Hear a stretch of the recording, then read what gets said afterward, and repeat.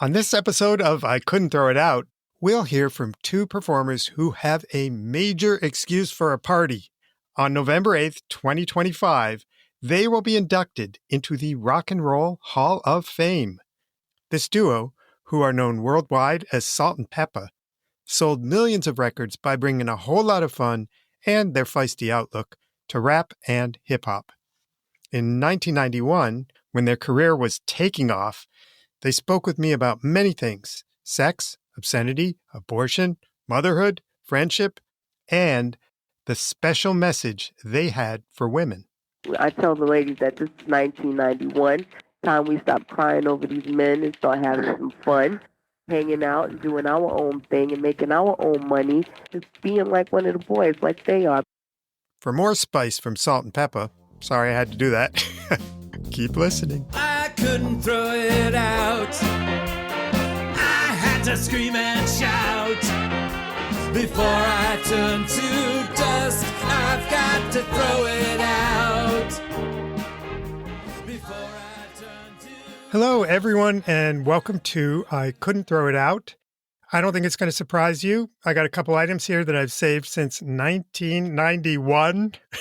And the reason I held on to these things is because they come from a time when most Americans knew almost nothing about hip-hop and rap music. It's two cassettes, got them right here. And on these tapes, you're going to hear, in their own words, from two women who changed everything.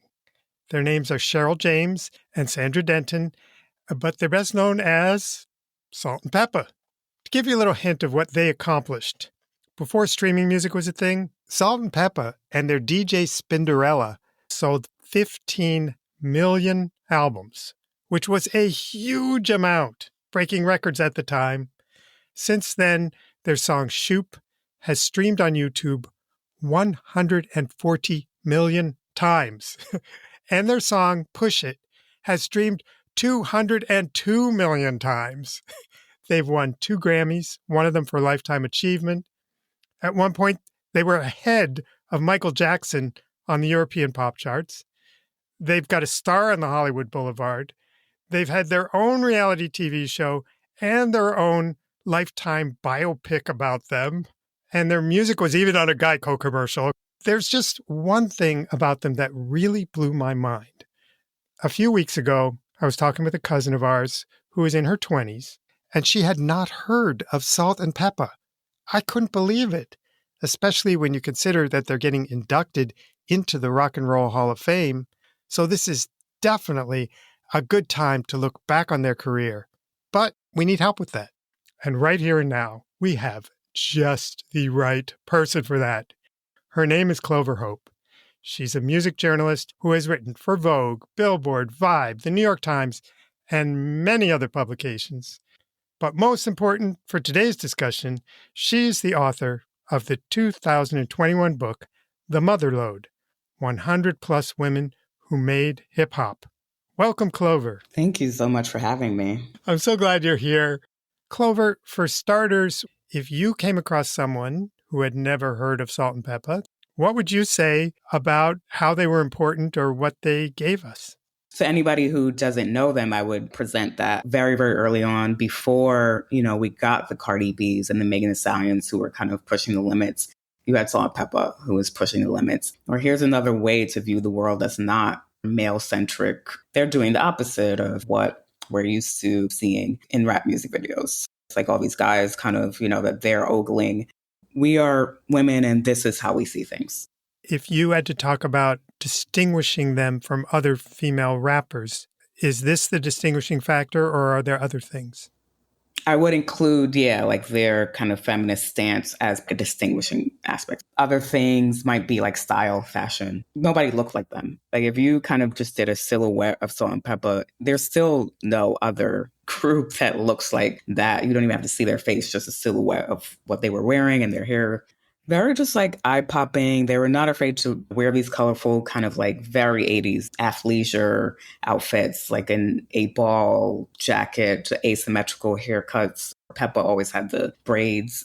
They were able to be sexy, but also show that women have all these kind of shades of ourselves. Sexy, street, edgy. Is it correct to say that they did more than most performers to bring hip hop to a larger audience? They were amongst that group of artists who made rap pop just by making rap songs that happened to have like more of a melodic nature to them and wound up on the radio at a time where that wasn't really as widespread as it is now. Recently, they sued Universal Music Group for the rights to their songs, and it seems like Universal responded by retracting some of their music from the streaming services because I couldn't find their first album on Apple Music. I know it's complicated because their producer, Hurby Love Bug, wrote some of their early songs. Do you have any thoughts about the situation? I just find that disheartening. Like, I want their music to be available, in the same way we have like any kind of 80s act. Those early contracts were so muddied. And it is wild to think that after all these decades that the rights didn't at some point revert to them. But I know that there were issues between them and Hurby about ownership, with him having written a lot of the material. They were sort of presenting themselves and known as the, in quotes, clean rap group, but their songs were the sexiest songs and the most about sex. They even have a song, Let's Talk About Sex. If you substituted the F-bomb for Shoop or something like that, that would be the dirtiest song ever written. So it's weird that they're both known as the group that moms and kids like, and it's very, very sexual. When they would talk about it in interviews, they make it clear that, like we're not trying to kind of be offensive, or like we don't have this intentionally wild, provocative stance that we're trying to push. We just believe these things and we're talking about it. A song like Let's Talk About Sex, even though sex is in the title, it's also a PSA about HIV/AIDS. It's maybe putting a little candy in the medicine. Could you say that in general, they opened it up so that women could be more explicit about sex or more taking a more powerful role? Oh, yeah, definitely. They did open the doors for this conversation about sex, women having sex, and women engaging in the same activities as men. Are there any new performers whose style owes a debt to Salt-N-Pepa? You could draw all these parallels from a Cardi B back to Salt-N-Pepa, or from Megan Thee Stallion. You can see a parallel between like a Doja Cat and a Salt-N-Pepa, I think, because their influence is so powerful. In 1991, when I asked them both the exact same questions separately, I wasn't talking to them at the same time, they sometimes answered with literally the same words. I said to them both that others had indicated that they were getting by on their looks. And here's what Salt responded. We always resented that a lot of female rappers said that we got over on our looks. First of all, I didn't realize that I looked that good. I think there's a little bit of talent there. And now here's what Peppa responded. A lot of people say we've gotten over on our looks for so many years. And I'll be like, thanks for the compliment, because I didn't know I looked that good. I know it's a little bit of talent there. So you listen to that, and somebody's coaching them, or they're coaching each other. They literally said the exact same thing. Does that surprise you? No, some aspects of it was like planned or whatever. But it also shows that they generally aligned on their way of thinking. This shows me that they were super organized, these two. They knew what the questions were going to be, and they knew how they were going to answer it, and they agreed on it. Their self-awareness did strike me. It's interesting. They had 5 albums between 1986 and 1997, and then their career slowed after that. And I know in the music industry, 11 years is a long time to do anything, no matter hip-hop or rock or probably even classical. Mm-hmm. But it seems pretty abrupt. Was it because they switched to a record label that couldn't promote them? Or was it because they changed producers or something else? It might be a combination, and also the industry changing around the mid to late 90s. That was the explosion of hip hop into the mainstream. And so it could be a matter of more competition. And also, let's face it, they could afford to retire. Yeah, they could just bow out. So now that we've got some context, I'm ready to play my interview with Cheryl James, otherwise known as Salt. This interview was done for my book, Break It Down, which came out in 1992. And Salt stayed on the phone with me for more than an hour. But because of the phone connection, it's hard to understand some of what she said. So I brought it down to about 22 minutes. And that clicking you hear in the background, that was me typing as she talked because I didn't trust the tape recorder that was attached to my phone. And remember, she is only 24 years old. She'd already had a platinum album. So I started by asking her what she thought Salt-N-Pepa had contributed to hip-hop music. Clearly, she was ready for that question, too, because here is her answer. As far as what we've brought to rap, we've been able to give a female point of view, and we've brought sexuality into rap. Like a lot of rappers that first started, a lot of female rappers, they were all against wearing makeup, sexy clothes, and they were more or less trying to be like the men. But you are a female, you know, and the difference between men and women, that's what makes the world go round. You were saying how you wanted to have the freedom to be able to dress up and look good and stuff like that. You know, I think a lot of the reason why women object to that is because they say the reason why we don't want that is because then they say women have to be a certain weight or they have to wear certain clothes or they have to dress up for men. See, I can't get into all of that because I like to be slim. I don't like to walk past the mirror and go, oh my God. I do it for me. And I like for men to look at me and go, oh, she's beautiful or she's sexy, because then also that makes me feel good. If you feel good being fat, then fine. If you feel good not being able to wear a cut-off T-shirt, have a little belly showing, then if that you feel okay about that, then fine. You know, it's just, it has to do with the individual. If you feel that makeup is phony or fake or whatever, don't wear it. I personally like to walk out the house without a little lipstick. A lot of male and female rappers now are saying your rap has to be street. It has to be hard. What's your feeling about that? Do you think Salt-N-Pepa is street, and do you think it's important to be street? Well, Salt-N-Pepa is not street. Salt-N-Pepa started out to be street. Somewhere along the way, Salt-N-Pepa crossed over. We got a wider audience. People's mothers listen to us. And kids listen to us, not only of just a black teenage thing. We go pop a lot. That's another thing that happens. We'll make records here, right? They'll remix them for the European taste, which is much more popular than the United States. And what will happen is Power Radio here in the United States will hear the European mix and they'll like it better. So sometimes it's really beyond our control. Sometimes I'll hear a Salt-N-Pepa record and go, oh, shoot, and had never heard it. You might not even hear the remix. It's sort of done in the studio. Right. I would just like for people to know that that is not intentional. It is not our aim and it is not our goal. This is going to cross over. We go in the studio, whatever comes out of us, it must be what's in us. I would hate to lose my urban audience, and if I can go harder and please them next time, I will do that. As a matter of fact, that is something that I want to do. Do you feel you've been criticized by other rappers for being too pop? Yes, we've been criticized. We've been criticized a lot. Does it upset you? The criticism doesn't bother me so much as looking into my audience and not seeing enough black people. The criticism I can handle, you know, because I could really care less. If you ain't doing nothing for me, I don't care. You know what I hate? I hate hypocrites. Yeah, me too. So tell me about it. A lot of these people who criticize us so much, they're trying to sneak their little crossover stuff in there. Either they'll go make a record with a singer, or they'll put in some New Jack, Teddy Riley stuff in there and some choruses with some girls singing, and turn around and get mad at us and tell us we're not hard. A lot of them are hypocrites. Since we were talking about that song, let's talk about sex. What I'd like to do is talk about sex. You say don't avoid the topic because that ain't going to stop it, so I don't want to avoid the topic. I want to ask you a few questions.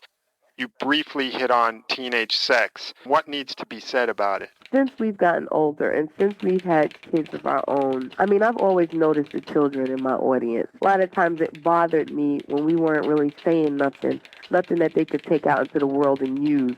Once I started producing and writing more, it's been more of a message. Teenage girls listen to us, and me being a woman, I know that they fall under the stress and strain of having sex before they're ready. Do you really want me? It's more or less catering to the girls. Tell them that, you don't have to if you're not ready. You can kiss them, you can hug them, you can tease them, and whatever you want to do. But if you don't want to give it up, you don't have to. All you have to do is say no and say it firmly so they understand that no means no. And the guys hate us in concert. Boo! Shut up! Also, I tell the ladies that this is 1991. Time we stop crying over these men and start having some fun, hanging out and doing our own thing and making our own money, just being like one of the boys, like they are. Yeah. I interviewed Michelle of Bitches with Problems, and they even have a song saying no means no. You have chosen to go a very different direction from that group. What is your feeling about the women using obscenity the same way the male groups like NWA use it? The only problem, okay, this is America, freedom of speech and all that. The only problem that I have with songs like that is that they get to the children. Children hear them. If there was a way that it could be kept from the kids' ears, because I don't think that they're ready for that, and I think that they're growing up too fast. And to be hearing things like that and seeing things like that, to me, I think it confuses them. Otherwise, I think they're funny. One of the things both the male and female groups said is that kids are a lot more mature than you'd expect. They know a lot more about all this stuff. They could teach you and me a lesson or two. And what they argue is this is the way kids talk, and we have to talk to the kids this way so they'll hear us. Why do kids talk that way? Because of what they hear and what they see. Because everything is so much faster now.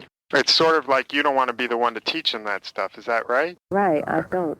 Do you know anyone who had a child too young and really got trapped? Did this touch you ever? Yeah, where I come from, it's like very, very common teenage pregnancy. Either you have an abortion or you have a kid and you drop out of school, get on the system, or you go out there and you work very hard, not make that much money to take care of your kid. But your child, of course, starting off wrong because there's not a mom and a dad in the house. Not saying that a woman can't raise a child, because she can. It's done all the time. I feel sorry for their mothers who've already had their kids, and their kids are grown up, and now their kids are having kids and bringing them more kids. Usually the mothers that are doing all the work and taking care of the kids. What is your feeling about abortion? Are you pro-choice? Are you anti-abortion? That's hard, because when you're really young, 14, 15, 13, 12 sometimes, and you are sexually active and you make the mistake of getting pregnant, and you are in a situation where you have no money, your mother is working 2 jobs, and she has 3 other kids, and you have nowhere to go, and your little boyfriend is saying, it's not mine. I mean, what do? It seems like it's almost a no-win situation. And I really think in cases like that, it should be up to the individual.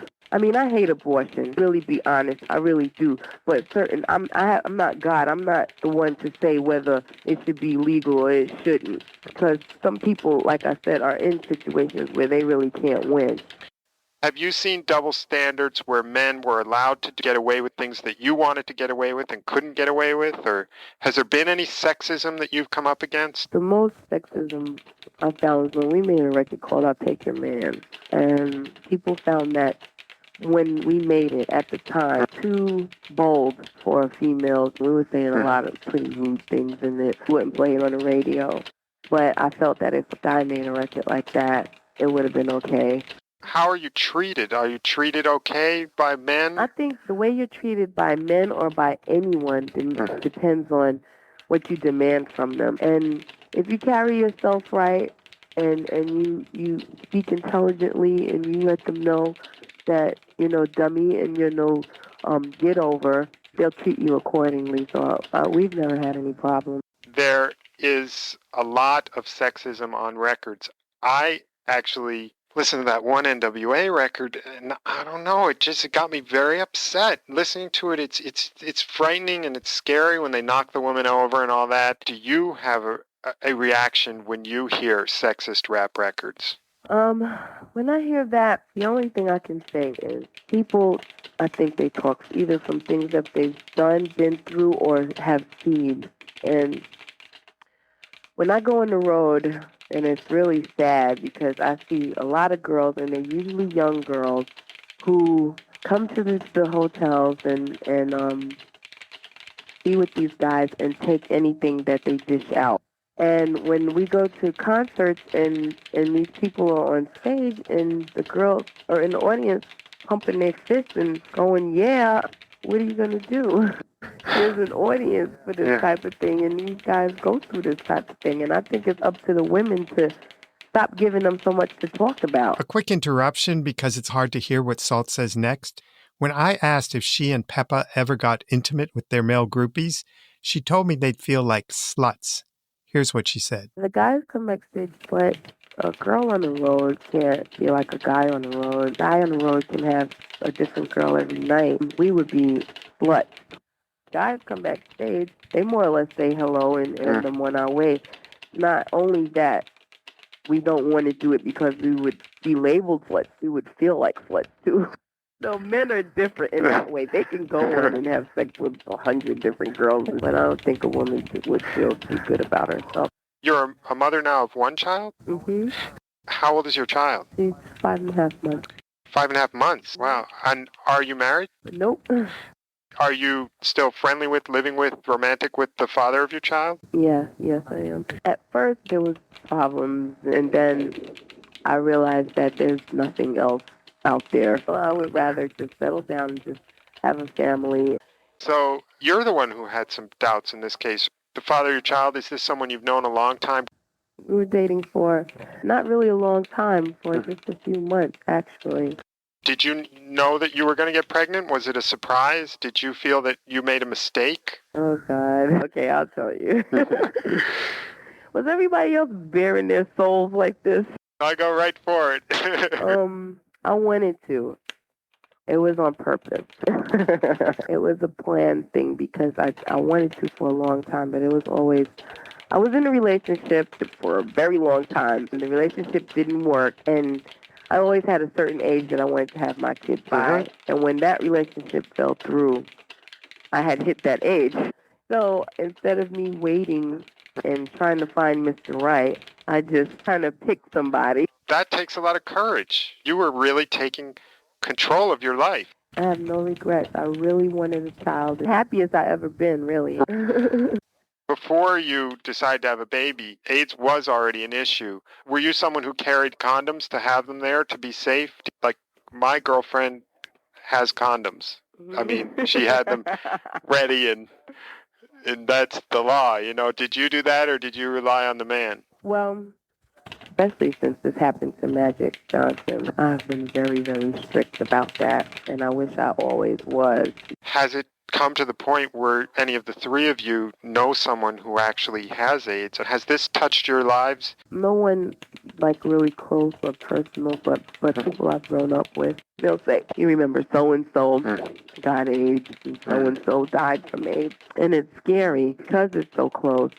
People don't realize that it's such a vicious circle, the sex ring. People in this business, people in neighborhoods, they don't realize when you sleep with Mary, just because Mary's a good girl and she's only had one boyfriend doesn't mean anything, because that one boyfriend she had slept with 100 different women, and it goes around and around and around, and who is sleeping with girls that their buddies slept with, you know, and it's a circle, and it never stops. In terms of being a mom now, you can't control your life anymore when you got a baby with you. Have you had any incidents where you had to go to a photo shoot or something and she just freaked out over hunger or tiredness or something? One time I had to have her rehearse with me for like 10 hours, and it was hard to rehearse. I have to stop everything, the music, the band, and everything, and everybody have to wait for me to feed her or change her. But she's a good baby, so it's really not that hard. If she's that young, when you were in Europe, was she with you? Did your mom take care of her? My mother quit her job, thank goodness, because I don't know what I would have done. Is there something wonderful that's happened that makes you go, oh my God, I'm so glad I'm a parent? I can't say anything specifically because everything she does is just so great. She's standing here on a table. Her father has her sitting here looking at me right now. And she's kicking her feet, and I think that's wonderful. So it's like everything, when she smiles, everything. When she gets sick, like she was sick, I had to go to emergency 2 nights, and I was there from the night to like 4 and 5 in the morning. It's tiring and all of that, but it's it's so rewarding that you can even handle those things. Do you have any feelings like marriage is not an institution that really makes a lot of sense, or what's your feeling about marriage?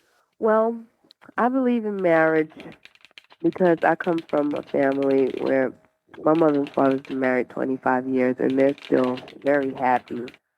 So I know that it can work. That's why I believe in it. But I don't believe in enforcing the issue because there's a child or for any other reason like that.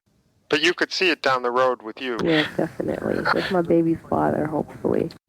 Are you at the point where you think a woman can propose? Yeah, sure. If she's in a position to buy that ring, then I guess you are. What did your mom do before she quit to do this? she was bank manager at a branch of Citibank. And then what's your dad do?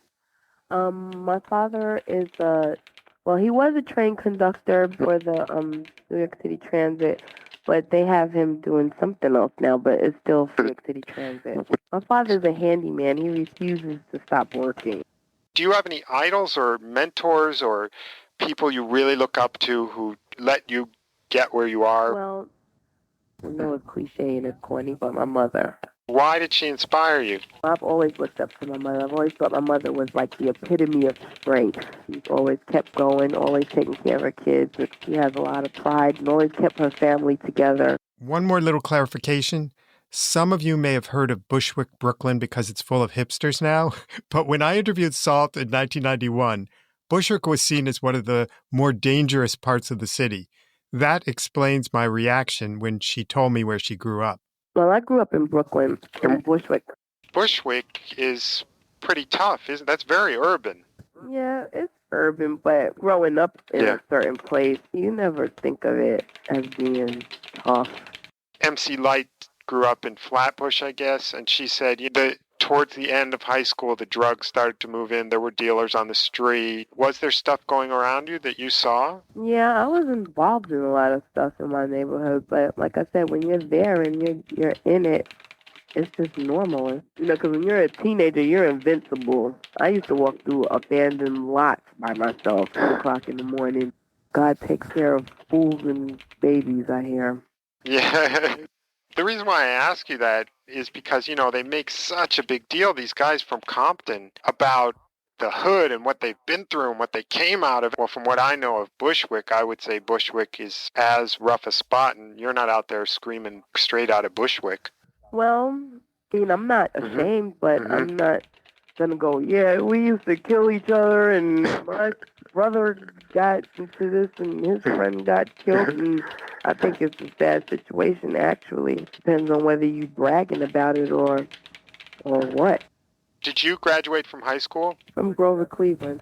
Well, I went to City College, Queensboro, and I didn't know what I wanted to do, to tell you the truth. I didn't really want to be there, and I was just going there because it was so important to my parents that kids go to college, and I never did. And I really was more or less trying to please them, and I was miserable. And I was taking liberal arts. You would have ended up like me. I was so happy when this came along, and I put my heart and soul into it, trying to make it work. Is there a moment of triumph you remember, a moment where you were on the stage or in the studio, or you read something in a magazine, and you just like got that rush, like I've made it, or I can't believe this? The first time I really felt it, and it kind of brought tears to my eyes. We got our first platinum album. When I got the album, I was happy. I was like, oh wow, but when I took it home, my father and my mother made such a big thing out of it. And my father was like for 20 minutes trying to figure out where he was going to hang this. The excitement in his face and in his eyes made me feel so good, that I did it. It was more like for them that I made something of myself. What about a moment of fear when you thought, oh shit, I'm not going to make it, or was there a struggle? It's constantly a struggle. It's still a struggle. In what way? It sounds so great. I mean, Well, you constantly have to please, you know. You can always fall out or fall off. why do people fall off? Well, it can be a number of reasons. Sometimes people refuse to change their style. I mean, I take my business seriously, but sometimes people take it too seriously and don't know how to kick back and go whatever sometimes. Sometimes it's just a bad attitude, period, with press, with record companies, you know, people that they work with. Most of the time it's when a group can't get along, when everybody wants to be the leader or nobody wants to be the leader. So you've all been together quite a while, especially you and Peppa. You know, was there ever a point where the friction got so much you thought maybe you couldn't continue together? Well, when we first started, God, I don't want to get into that because she might get mad at me. Friction, we get friction sometimes, but we know each other. We've grown to know each other. We know when to stand back. We know when to shut up. When a problem is not going to get solved, we know when to go, look, we got to talk about this. You know, it's communication between me and Pep that we constantly keep open. No matter, I know she's going to get mad if I say something about her performance or if she says something about mine or, you know, even touchy little sensitive things. Whatever needs to be done, we just, for the sake of the group, we get done. The election's coming up. Are you someone who's going to get out there and work for a candidate, or, you know, what are your feelings about it? I'm not political, and I never have been. It's really sad because I really need to be. One of my things, I'm the type of person that's constantly working on her faults. That's one of them. I'm really not into politics, and I really need to be. So maybe this year, my New Year's resolution. I've been reading all these articles that say rap music is dead now. Part of it, what they say is that it's turned into like pop music caters to white teenage boys. Do you think that rap is dead or dying, or do you think it's more lively, more exciting than ever? Rap's not dead. No, I don't think it's dead. The people that say that it's dead, ask my little cousins. Any little 5, 4, 2, 3-year-old, they know all the words, and they're being born into this. So they're going to grow up with it. So those are the highlights of my interview with Salt. Clover, did she say anything that surprised you? Anything you hadn't heard before? Yeah. You know, what she was talking about with stop crying over these men and about them doing their own thing. Just interesting to hear her say it outside of a song.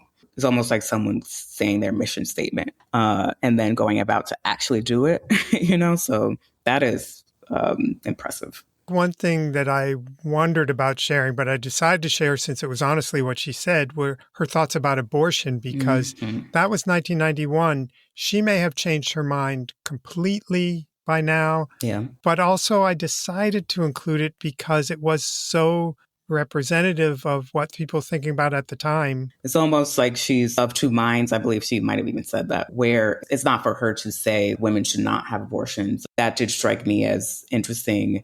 She is saying, I shouldn't have the right to tell a woman what to do with her body. On the other hand, this is what I think, just morally. But I think it took a lot of courage for her to answer that question and others so directly and so honestly, telling me what she felt without being cautious about how people would react. Oh, yeah. These are people who had a platinum album, which was a big deal.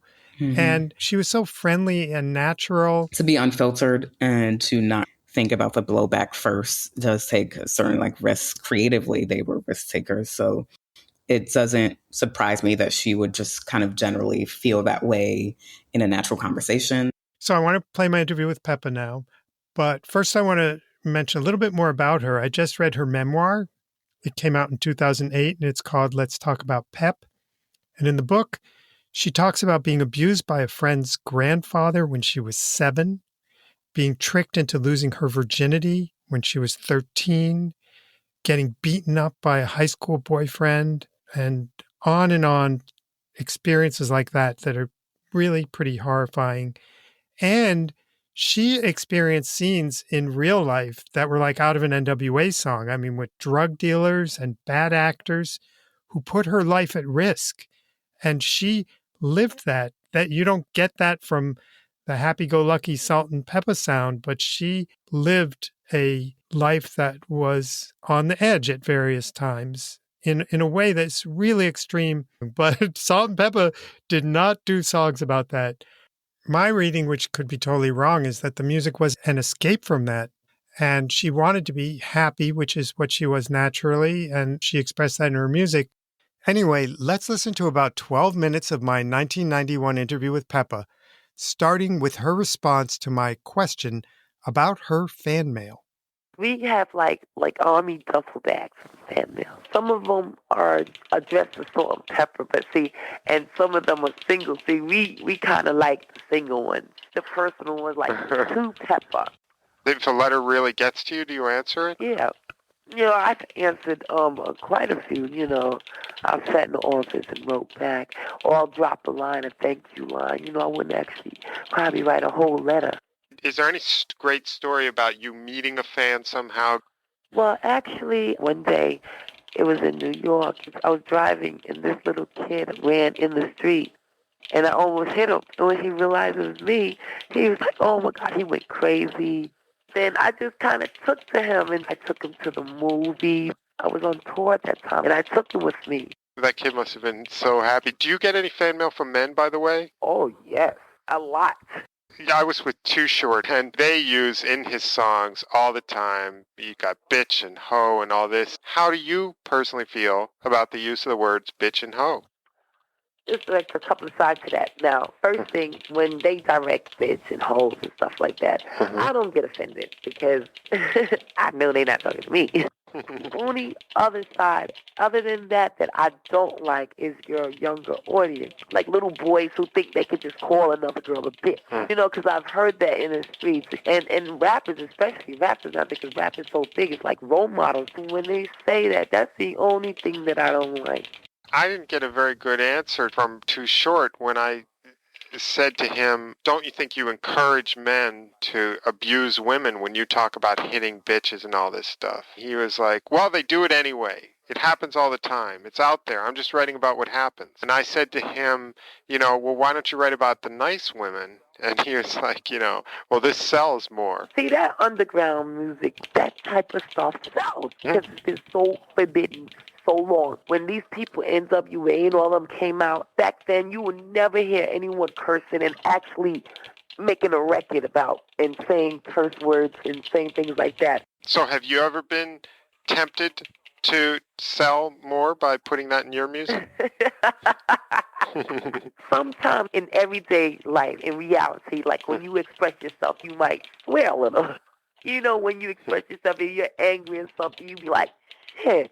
Sometimes, in a song, like I would want to put so-and-so, he ain't shit, but I know I can't because the audience that we have, our producer look like he trying to stir up something. We've gotten some couple of songs now that you're like, oh my God, but it's tasteful. Well, one song is called You Played Your Funky Butt. Really, I want to say You Played Your Funky Ass, but... And what's it about? Well, actually, it's just about a guy, like, you go out with a guy, and they went straight to their head, and, they get slapped. Well, this is the part I wrote. You can't school a schooler, no, you can't fool a fooler. Try to talk to one of my girls. Did you forget that I knew her? A people with no phone, still living at home with your parents and your brothers. Damn, aren't you grown? There's another little part that I go, like when he calls me up on Friday night, he says, yo, Pep, what you doing? I said, chilling in the crib, painting my nails, cooling. And so he wants to take me out. I said, all right, without hassle. Supposed to go to dinner, ends up at White Castle. I don't see any rappers, or very few, deciding to get married. Why did you decide against it? I wasn't asked. What is your role as a parent? Your mom takes care of your son. What are your things you do as a mom? Love. A lot of that. Did you decide, like Salt, that it was time to have a child and this was going to be the father, or was this something where you found out, oops, I'm pregnant? Yeah. Oops, I'm pregnant, but I wanted it so bad. I knew it was time. I knew it, because right when he was coming out, doctor said, before he comes, what do you think it is? I said, it's a boy. And it came out, he's like, oh, a boy. I was like, I'm going to have my son. Is it tough for you when you have all these women watching and they've got their eye on you and they're seeing, well, she went ahead and had a child, just, why can't I? But you know what? Look when I had it, though, because, probably everybody wants a baby. When I was younger, teenager, I was like, damn, it's nice to have a kid, isn't it? But I knew then that's a no-no. Let me finish school. Let me depend on only myself. I don't want to depend on the father or my parents or whatever, where I got to ask them for money. Is it tough for a kid not to have his father around every day?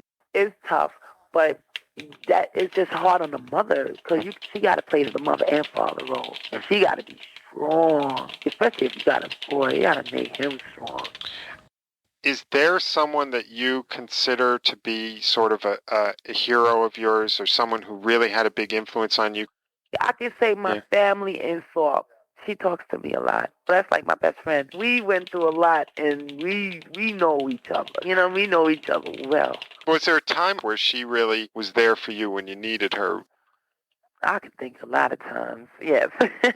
Yeah, when I've been dumped before. Definitely there for me. Oh, man, she helped me through that, boy. She was like, you don't need help. Every time she talked to me, it really helped, because she cried with me. And I remember another time, a long time ago, I'm friendly. And I'll forget Hurby. He was like, people be saying you be up in their face when it don't look good. It's like you flirting. And I was like, damn, I'm not flirting. I'm just talking. And I started crying. And then, I was crying because I was fed up. Everything was coming on me. And I never forget, she was like, how it's not fair. And because I know that you're really trying to be nice to people. She's so great. I want to call her back and have her be my friend. She's great with me. She doesn't smile a lot, so people think she's mean. But she smiles with me. See, me and her, when we're around together, we talk for hours. You have changed your look tremendously over the years. Originally, you started off sort of breaking the female stereotype, saying we can be as street as these guys. And now you've gone back to some of the really pretty standard ideas of what a woman should look like. We made the changes to have versatility, but we still do that. Like the other day, when we had our concert, we were dressed in overalls, Doc Martens. We still look feminine, but we were still hard. See, we change up. In terms of your music, I have heard people say, oh, they've gone pop. Do you have an answer for them? With that pop thing, right? I'm sick of that pop shit. Yeah, I don't blame you. You know why I get mad? Because I take my music and I take other rappers' music, and I don't see a damn difference. Let me tell you what the difference is. They'll just put out hip-hop, then pop, hip-hop, then pop. So they mix theirs up. And what happens with Salt-N-Pepa is just like a couple of records that we put out. We don't never go in the studio and go, all right, it's going to be a pop jam, all right. It just goes, then it goes gold, then it goes platinum. I swear to God, I'm not lying. Like these last records, Do You Want Me, and Let's Talk About Sex. We even try to make a different version of Let's Talk About Sex, but they still play the album version. I don't know. We just have a wide audience. I mean, like in Europe. Right now, we're number one. And Michael Jackson is saying at number two. I have to be proud of that. And Michael's trying to get there. Do you think that you're going around the world, touring, meeting all these people has sort of changed some things about you? Yeah. Oh, God, has it changed? It made me old. It ain't as peach and cream as people think it is. To me, it does seem pretty peaches and cream. What is tough about your job? It's so funny. Just the other day, this guy went, I've been working all day. I mean, I'm not lucky like you. I'm like, I work. First of all, practice for hours. And then you're always trying to better yourself, making your shows better. Then you have management. You just have a lot of little things, negotiate things you want to be better, and someone's giving you a little problem. So you're working all the time? Yes, I'm working all the time. Do you exercise at all? I exercise, but I had stopped for a little bit for the last month and a half, and I promised myself that I'm going back in the gym. What do you do in the gym? I work on my stomach a lot, and legs, and everything. So you're not into taking the classes or anything like that? Yeah, Salt is in that. She loves that stuff. I go late at night, 1, 2 in the morning. Gym's empty. I didn't know it would be open. Yeah, this is 24 hours. Is it out in Queens? Yeah, it's in Queens. Do you have a weight that you usually work out with? It depends on the machine. I'm pretty strong now. What are you aiming for? I'd love to hear something to tell people how strong you are so they'll be scared of you. I just bought this bathing suit that's real small. And I'm just saving it for summer because I said I'm getting in this one. That's my goal. Was your family, struggling at the time when you were in Jamaica or when you were in the Bronx? Yeah. My mother actually came to America and left my sisters down there. Tried to set up a home first and then sent for everybody. So it was hard for a while for her and my father. Were you living in a place where there were like drug dealers outside and shoot ups and things like that? Yeah, in the Bronx. Yeah. I listen to you and I go, okay, now here's somebody who really went through something. Yeah, I mean, shoot, I can only get allowed $5 every 2 weeks. That's tough. Never forget, all other kids had money. And I had just $5 that I spent only like 50 cents.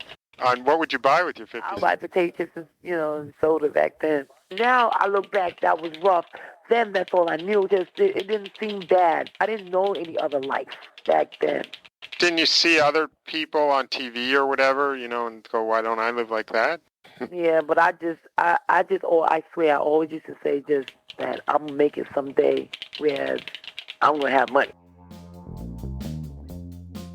I decided to end the excerpt there, partly because, well, whatever else happened in her life, Pepa did live up to her dream. She made lots of money. Clover, do you have any thoughts about what Pepa said to me? There was one thing that struck me about her take on using bitch. Just this recurring idea that I would hear over the years was like, I know they're not talking about me.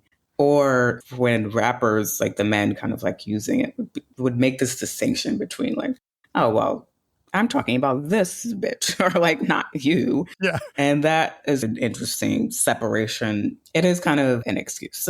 Yeah. Her kind of mirroring that did stand out to me. Another thing that surprised me about what they said was that both Salt and Pepa had babies without getting married. And they were two very attractive women with lots of money. It just seems so odd to me that they could not find husbands who would live up to their standards. It struck me that it didn't bother them, that they weren't kind of like solely focused on partnership or marriage as like an ideal. And that strikes me more as a kind of modern day way of thinking. Like back then in the 90s, it was still like, oh, marriage is the ultimate like thing that you have to kind of like pursue and like you have to find this partner. Possibly at that time, there was a feeling that if they got married, they would be subservient to their partner and they wanted the lead role. It's interesting how they kind of have this balance of like conservative thinking and like progressive, kind of pushing this progressive kind of thought of like, yes, independence and like ownership and equal rights. And then like there's just this maybe conservative views that are still held over. I think we should clarify one point, which is that both Salt and Pepa got married several years after they had children. As many people know, Pepa married Tretch from the rap group Naughty by Nature. He's the one who brought us the chant, "You down with OPP? Yeah, you know me." But he and Pepa broke up after a few years, and Salt married her baby's father, Gavin Ray, but they divorced after 19 years. And with that out of the way, I think we've reached the moment of truth. I have here 2 cassettes in my hand. Now, I have to say that these have a lot of stuff on them that you can't really hear what's being said. You have me going, 1,000 times, which I tried to cut out. Do I dare to say that I'm keeping what I shared on this podcast and I'm throwing out these tapes? What's your thought on that? I'm always for keeping, but I still have CDs, cassette tapes from that time. I do think it's worth holding on to, even if it's sentimental. I'd rather have someone else throw it out. I wouldn't say do that act, especially if it means something. Make space for that and throw something else out. Okay, so now you're my best friend. Well, I have one more thing here, actually. This is a copy of my People magazine review that I wrote when I worked there of Hot, Cool, and Vicious, which was their first album. So I was ahead of the curve on some of these things. Mm-hmm. It's funny, I gave them a mixed review. I said I loved the sound, but I thought that the lyrics were some of rap's usual boasts and put downs. And I actually said the problem could be that they let their male producer, Hurby Love Bug, help write their words. If Salt-N-Pepa want to be shaken on every turntable, they'll have to spin out lyrics as spicy as their beat. But, that's kind of what happened. They ended up writing their own lyrics. Yeah. I had to say at the beginning of this review, but the genre is getting a new kind of seasoning from Salt-N-Pepa. Using the puns. That was the way I had to go. But anyway, People magazine used to have a very complete archive of everything. And then since Dotdash bought them, they've cut back on the archives. This review may be not available anywhere. Do you think I should save it? Yeah, if it's something where you have like a booklet, you can kind of like have on display, and it's just a collection of like printed out reviews, that would be cool. I still have some of my earlier clips in a little binder. Did you save the interviews from your book? I did, yes. Those are like digital, and I still have all of them. And so there is a lot of material. I have interviews from like the 2000s. A lot of journalists should kind of do some of this excavating and see what we have, because you never know like what you find. Kind of reassessing history. That's part of why I like to hold on to that type of media. Did you collect any other treasures that relate to women and hip hop? There's one thing that I've kept over the years that is like a rap memorabilia is from Eve, because I went to a signing of hers for her second album. I was like 14-ish, like a teenager. And I went to the record store and bought her CD, and then she signed it. Still have the CD. I still have the poster. That is something that means something to me. I would never throw that out. Where is it? Is it in a box or is it on display? It's not on display. It's in my CD collection crate. I'd like to see you take that cover out, put it someplace where you can see it to make yourself happy. Thank you for giving me that idea. I could frame it in a cool way. It makes me so happy that even though I am probably the world's biggest failure at Swedish death cleaning, I was able to give some of the concepts to you so you can be better. Pay it forward. I appreciate that. Remember, everyone, you can still buy Clover's book, The Motherlode, 100 Plus Women Who Made Hip Hop. You can support local bookshops by buying it at bookshop.org, or you can support a huge monopoly by buying it elsewhere.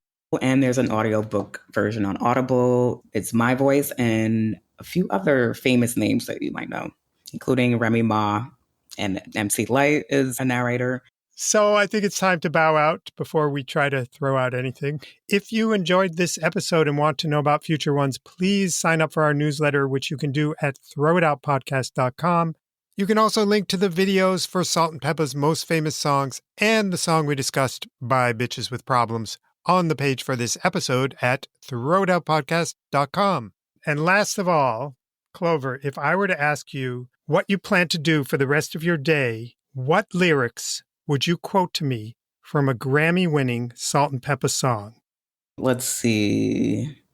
All right, I'm just going to tell you, you'd have to say, "It's none of your business." You know, that was the first one I thought of, and I was like, that's too rude. Oh. It's none of your business. Well, you're right. Okay, bye, Clover. Bye. Thank you so much. Thank you. Look up that stairway to my big attic. Am I a hoarder or am I a fanatic? Decades of stories, memories stacked. There is a redolence of some irrelevant facts. Oh, I couldn't throw it out. I had to scream and shout. It all seems so unjust, but still I know I must. Before I turn to dust, I've got to throw it out. Before I turn to dust, I've got to throw it out. But I couldn't throw it out. Oh, I couldn't throw it out. I'll sort through my possessions in these painful sessions. I guess this is what it's about. The poems, cards, and papers, the moldy, musty vapors. I just gotta sort